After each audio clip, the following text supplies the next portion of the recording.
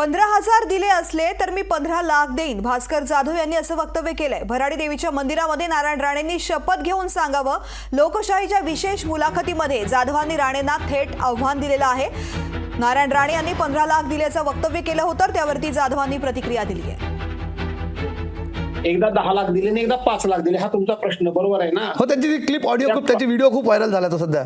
हो हो, म्हणून हा पण करा की मी त्यांना परवा उत्तर दिलंय त्याच डिजिटल रत्न टाइम्सच्या चॅनलवर 15 लाख वगैरे सोडा, पण 15,000 रुपये जरी नारायणरावनी मला दिले असतील तरी मी 15 लाख रुपये परत देईन। 15,000 15 रुपये जरी दिली असतील तरी मी त्यांना 15 लाख रुपये परत करीन। पण ते होय म्हणतील मी नाही म्हणेल, त्याला कुठेतरी एका ठिकाणी जायचं आपण आणि तिथं त्यांनी शपथ घेऊन सांगावी की मी भास्कर जाधवला एवढे पैसे दिले, मी त्यांना 15 लाख रुपये परत द्यायला तयार आहे, मी सांगितलंय परवा।